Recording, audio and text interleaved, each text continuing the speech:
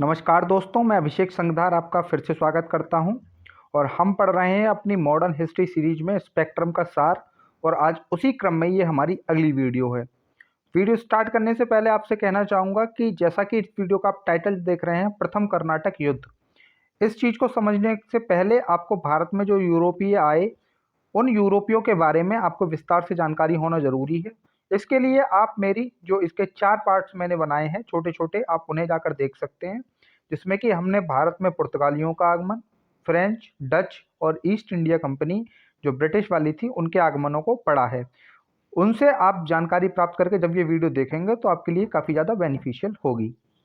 Video को start करने से पहले एक रिक्वेस्ट और करना चाहूँगा कि आप हमारे चैनल को सब्सक्राइब करें और अगर आपको वीडियो पसंद आए तो इसे लाइक करें, ज़्यादा से ज़्यादा शेयर करें। आप किसी भी एग्ज़ाम की तैयारी कर रहे हो, सभी एग्ज़ाम में ये वीडियो काफ़ी ज़्यादा बेनिफिशियल होने वाली है। स्टार्ट करते हैं अपनी वीडियो। प्रथम कर्नाटक युद्ध। देखिए, प्रथम कर्नाटक युद्ध स्टार्ट करने से पहले हम इसके जो कुछ फैक्टर्स हैं उन पर फोकस करेंगे। सबसे पहले तो देखिए कि कर्नाटक युद्ध कितने लड़े गए थे। तो 3 कर्नाटक युद्ध लड़े गए थे। एक प्रथम कर्नाटक युद्ध 1746 से 1748 के मध्य, द्वितीय कर्नाटक युद्ध लड़ा गया था 1749 से 1754 के मध्य, और तृतीय कर्नाटक युद्ध 1756 से 1763 के मध्य लड़ा गया था। इन युद्ध को हम कर्नाटक युद्ध किस लिए बोल रहे हैं? क्योंकि ये जो युद्ध लड़े गए थे बेसिकली कर्नाटक क्षेत्र में लड़े गए थे, इसीलिए इन्हें कर्नाटक युद्ध कहते हैं। अब हम देखेंगे कि इनके जो युद्ध थे, इनके पीछे बेसिकली क्या कारण रहे थे। तो सबसे पहला कारण था कर्नाटक क्षेत्र में कि ऑस्ट्रिया का उत्तराधिकार का एक युद्ध प्रारंभ हुआ था, जिसमें अंग्रेज और फ्रांसीसी आपस में आमने सामने थे। और उसी युद्ध का परिणाम भारत में भी देखने को मिला। और भारत में भी कर्नाटक क्षेत्र में, जहां मद्रास में अंग्रेज बैठे हुए थे और पांडिचेरी में फ्रेंच ईस्ट इंडिया कंपनी थी, इन दोनों के मध्य आपसी लड़ाई शुरू हो गई। इस चीज़ को हम एक मैप के माध्यम से आगे अपनी वीडियो में समझेंगे। तो किन देशों के मध्य लड़ा गया था ये? ब्रिटेन और फ्रांस के मध्य लड़ा गया था। और इसके प्रभाव भारत में भी इन दोनों शक्तियों के मध्य देखने को मिले थे। और इस युद्ध का जो अंत होता है वो एक्सला-चैपल की संधि से होता है। अब हम देखेंगे कि जो कार्नेटिक रीजन या कर्नाटक रीजन जिसकी हम बात कर रहे हैं वो कहाँ पर है। तो बेसिकली ये आपका रहा बे ऑफ बंगाल। तो बे ऑफ बंगाल और जो ईस्टर्न घाट का रीजन है, ईस्टर्न घाट का ये जो पूरा आपको रीजन दिखाई पड़ रहा है, ये वाला, इसके मध्य का एरिया जो आपको दिखाई दे रहा है, इसे हम बोलते हैं कार्नेटिक क्षेत्र। उस समय यहाँ के नवाब अनवरुद्दीन हुआ करते थे, जिस समय जो आपको प्रथम कर्नाटक युद्ध देखने को मिलेगा। इसके अलावा जो अंग्रेज बैठे हुए हैं वो इस समय यहाँ मद्रास में बैठे हुए हैं, और यहाँ पर जो है वो फ्रेंच बैठे हुए हैं। मद्रास और फ्रेंच के बीच जो यहाँ पर गवर्नर अपॉइंटेड हैं, मद्रास पर जो अपॉइंट हैं गवर्नर, वो अंग्रेज गवर्नर है जिनका नाम है निकोलस मार्स। और जो पांडिचेरी पर इस समय गवर्नर बैठे हुए हैं वो फ्रांसीसी गवर्नर हैं डुप्ले। बेसिकली ये युद्ध इन दोनों के ही मध्य आपको देखने को मिलेगा। पर इसमें कुछ और कैरेक्टर्स भी होंगे और इस कहानी के पात्र भी होंगे। जो स्टार कास्ट है इस युद्ध की, जो पूरी टीम्स हैं, उनके बारे में भी हम चर्चा करते हैं।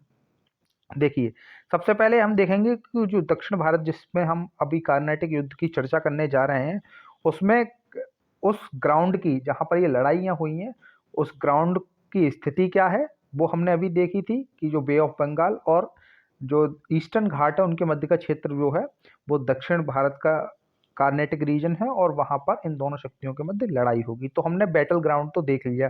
अब देखते हैं कि दोनों टीम्स के कैप्टन कौन कौन है। तो अंग्रेज टीम के कैप्टन हैं, उनका नाम है निकोलस मार्स। और जो फ्रेंच टीम के कैप्टन हैं वो हैं डुप्ले। जो मद्रास टीम इस समय कहाँ स्टे कर रही है?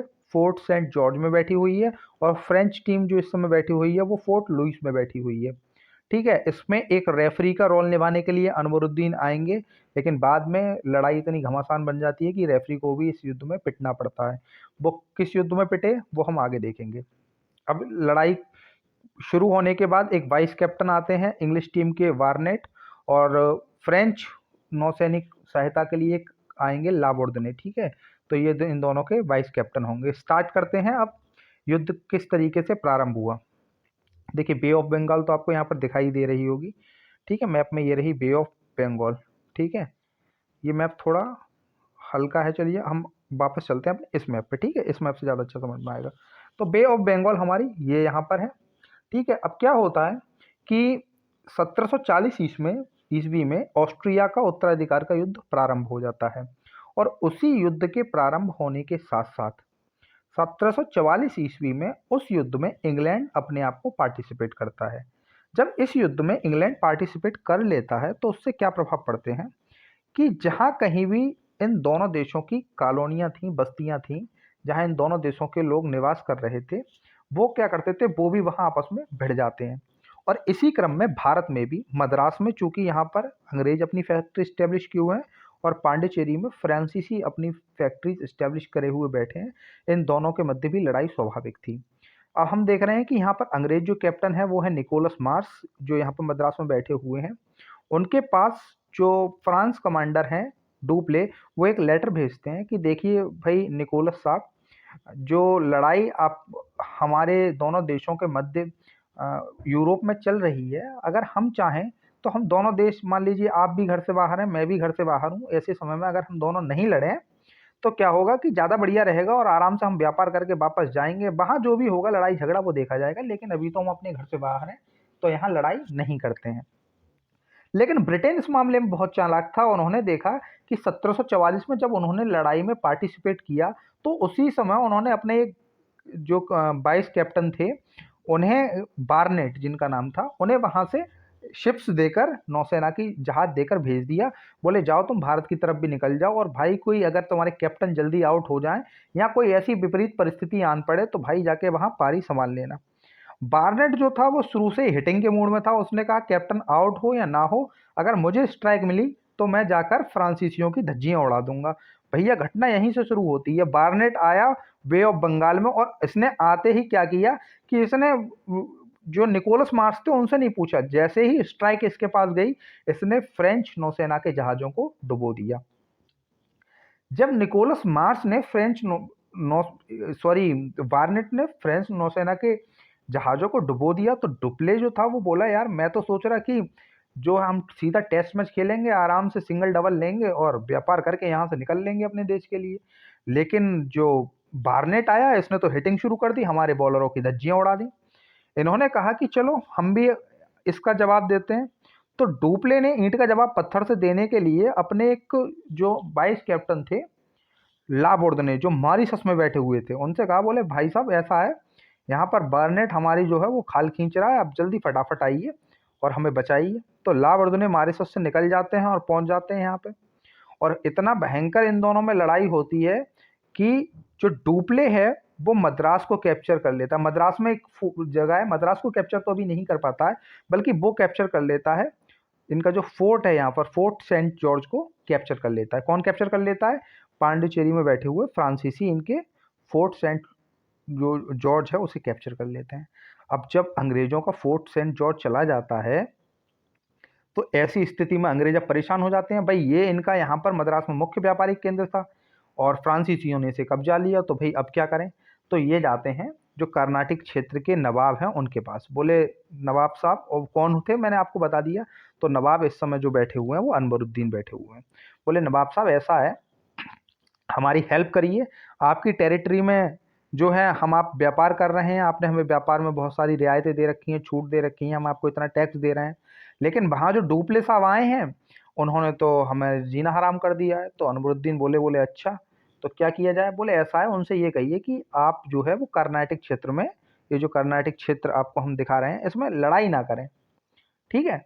तो उन्होंने कहा चलो ठीक है। उन्होंने तुरंत ही डुप्ले का नंबर डायल किया। बोले डुप्ले इधर आओ, मैच अब बाद में होगा, पहले तुम हमसे बात करो। डुप्ले पहुंचते हैं, बोले जी सर बताइए क्या करना है।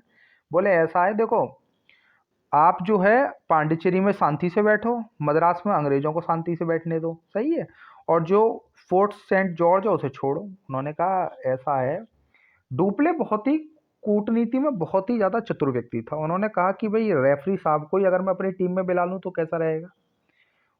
डुप्ले ने ऐसा ही किया। जो अनवरुद्दीन थे रेफरी साहब, उनसे बोले ऐसा है अनवरुद्दीन जी, जिस मद्रास के लिए अंग्रेज कह रहे हैं कि जो फोर्ट सेंट जॉर्ज है उसमें हमने तो उन्हें कब्जा रखा और चारों तरफ से घेरा डाल रखा, आप कह रहे हैं यहाँ से निकल जाओ। तो उन्होंने कहा यदि अनवरुद्दीन जी आप फोर्ट सेंट जॉर्ज को कैप्चर करने में हमारी मदद करेंगे तो ये फोर्ट सेंट जॉर्ज कैप्चर करके मैं आप ही को दे दूंगा। बल्कि ऐसा करिए, आप मदद भी मत करिए, आप शांति से चुप रहिए।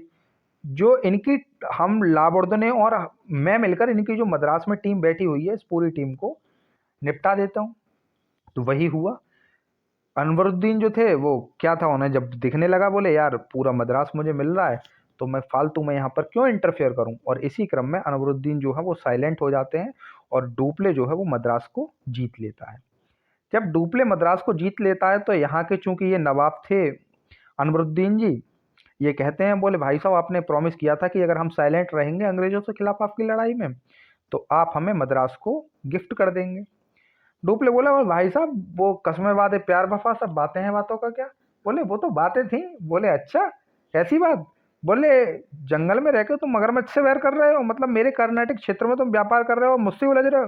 बोले देखिए भाई साहब, जो बातें थी वो बातें थी, वो तो जुमले थे, समझ गए, 15 लाख वाले, अब नहीं मिलने वाला कुछ भी। बोले अच्छा। बोले हाँ सर। तो अनवरुद्दीन इससे नाराज हो जाता है और वो क्या करता है, अपने बेटे के नेतृत्व में एक सेना इनके लिए भेज देता है। किसके लिए? महफूज खां, उस समय उसका बेटा हुआ करता था। और वो डुप्ले के लिए एक सेना भेज देता है 10,000 सिपाहियों की। बोले जाओ डुप्ले को बंदी बना के हमारे सामने लाओ बेटा। तो महफूज खां अपनी सेना लेकर निकल जाते हैं, लेकिन महफूज खां को कहाँ पता था कि फ्रांसीसी सेना से उनका कितना कड़ा मुकाबला होने वाला है। अडयार नदी के किनारे महफूज खां के सामने फ्रांसीसी सेना खड़ी होती है। अब महफूज खां अपने आप पे काफ़ी ज़्यादा गौरवान्वित महसूस कर रहे होते हैं। 10,000 सेना का वो नेतृत्व कर रहे होते हैं और सामने खड़ी होती है 1,000 सैनिकों की फ्रेंच टुकड़ी। उन्होंने कहा पापा, बोले बस ये एक ओवर में मुझे, बल्कि 50 ओवरों में मुझे 5 रन बनाने हैं, मैंने अभी हिट किए। भाई जो फ्रेंच नौसेना के जो क्रिकेटर होते हैं वो बहुत ही शार्प होते हैं। उनकी तोप, जो गेंदें थी वो एक तोप की तरह थी और इतनी खतरनाक उन्होंने गेंदबाजी की कि 1,000 सिपाहियों ने इनकी 10,000 की सेना को परास्त कर दिया। और ये अडयार नदी के किनारे लड़ा गया युद्ध था और इसके पास में एक जगह थी सेंथोम, तो इसलिए इसे सेंथोम का युद्ध भी कहते हैं। इस युद्ध ने क्या किया कि जो भारतीय राजा थे, भारतीय सेना थी उनकी, उसकी कलई खोल दी। उन्होंने देखा कि मात्र 1,000 की प्रशिक्षित सैन्य टुकड़ी 10,000 सिपाहियों पर भारी है और इस युद्ध में महफूज खां जो है वो बुरी तरीके से पराजित होकर मारे जाते हैं। और इस युद्ध ने अनवरुद्दीन की आंखें खोल दी। उन्होंने कहा कि भाई साहब इन शक्तियों से टकराने में कोई फायदा नहीं है। उधर 1748 आते आते फ्रांस में एक एक्सला चैपल की संधि हो जाती है और उस एक्सला चैपल की संधि के कारण जो मद्रास है वो फ्रांसीसियों को, अंग्रेजों को वापस करना पड़ता है और उससे यूरोप में युद्ध विराम हो जाता है। फलत दोनों ही सेनाओं का भारत में भी युद्ध विराम हो जाता है। तो ये की फैक्टर थे जो आपके कर्नाटक युद्ध से रिलेटेड थे। अगली वीडियो में हम सेकंड कर्नाटक युद्ध और थर्ड कर्नाटक युद्ध को कवर करेंगे। हमारे साथ जुड़े रहने के लिए बहुत बहुत धन्यवाद। अगर आपको वीडियो पसंद आए तो इसे लाइक, शेयर, सब्सक्राइब हमारे चैनल को जरूर करें। Thank you so much. जय हिंद।